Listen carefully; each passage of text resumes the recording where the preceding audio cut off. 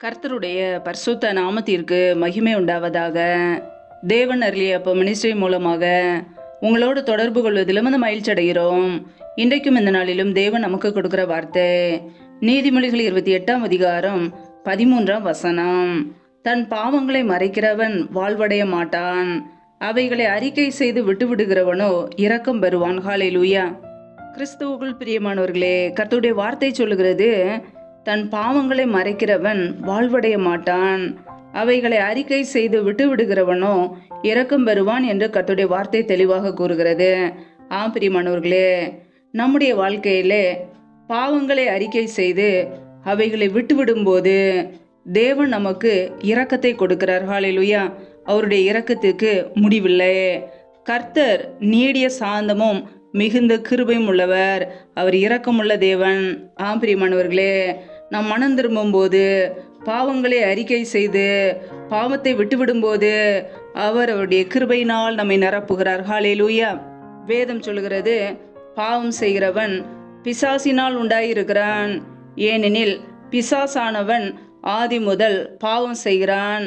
பிசாசினுடைய கிரியைகளை அழிக்கும்படிக்கே தேவனுடைய குமாரன் வெளிப்பட்டார் என்று கர்த்தருடைய வார்த்தை கூறுகிறது. பிரியமானவர்களே, பாவம் செய்கிறவன் பிசாசினால் உண்டாயிருக்கிறான்.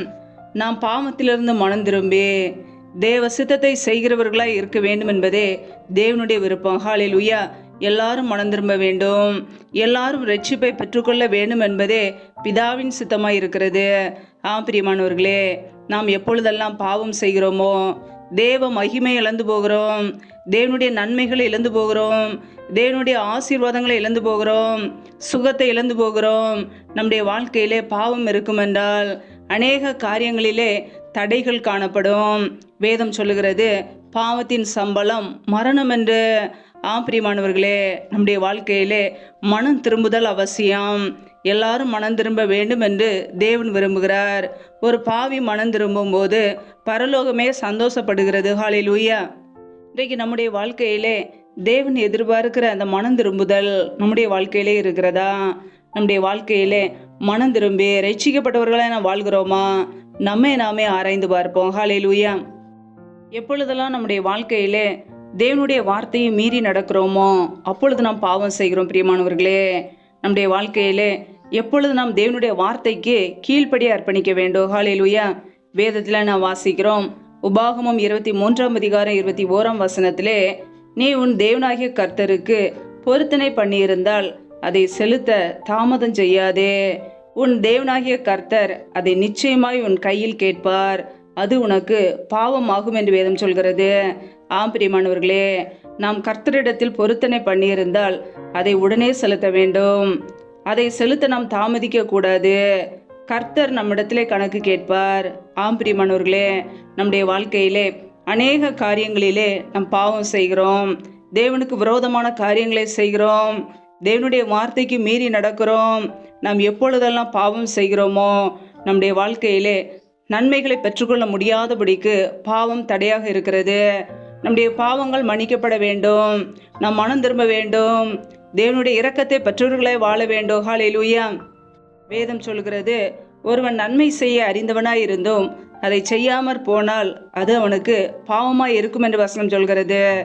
பிரியமானவர்களே, நம்முடைய வாழ்க்கையிலே அநேக காரியங்களிலே பாவம் செய்து கொண்டு இருக்கிறோம்.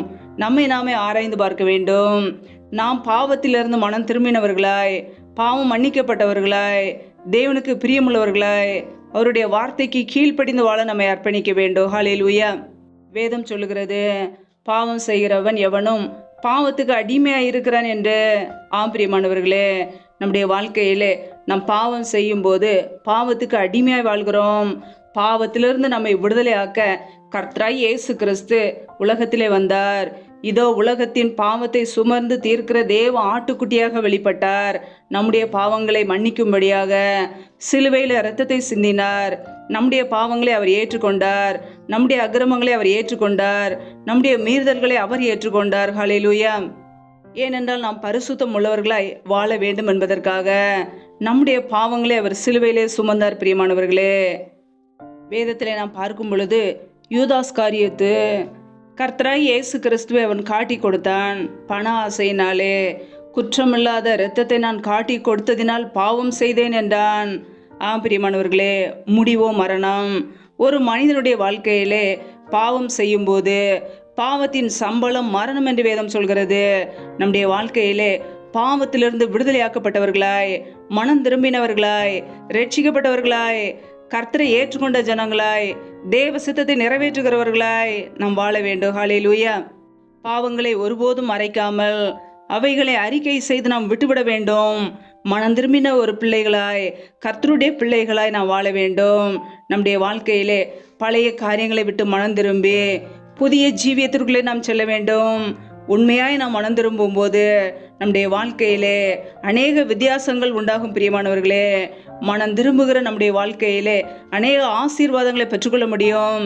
தேவனுடைய கரத்திலிருந்து நன்மைகளை பெற்றுக்கொள்ள முடியும். ஆசீர்வாதங்களையும் கிருபை வரங்களையும் பெற்றுக்கொள்ள முடியும். ஒரு பாவி மனம் திரும்பும் போது பரலோகமே சந்தோஷப்படுகிறது.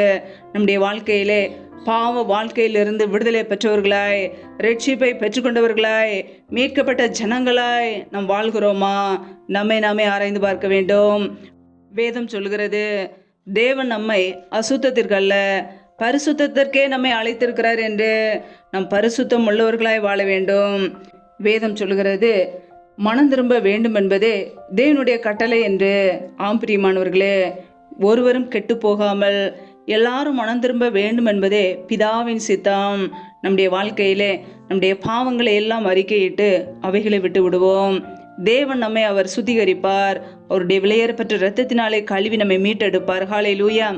வேதம் சொல்லுகிறது, நமக்கு பாவம் இல்லை என்போமானால் நம்மை நாமே வஞ்சிக்கிறவர்களாய் இருப்போம். சத்தியம் நமக்குள் இராது.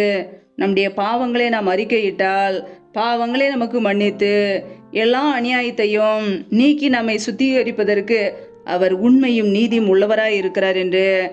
பிரியமானவர்களே, நம்முடைய பாவங்களை நாம் அறிக்கையிடும்போது, தேவ சமூகத்திலே தெரியப்படுத்தும் போது பாவங்களை நமக்கு மன்னித்து எல்லா அநியாயத்தையும் நீக்கி நம்மை தேவன் சுத்திகரிப்பார். ஹல்லேலூயா. நம்முடைய கர்த்தராய் இயேசு கிறிஸ்து நம்மை மன்னிக்கிறவர், நம்மை மீட்டெடுப்பதற்காக வந்தார். நம்முடைய வாழ்க்கையிலே நம்முடைய குறைகள் குற்றங்களை தேவ சமூகத்திலே அர்ப்பணிப்போம்.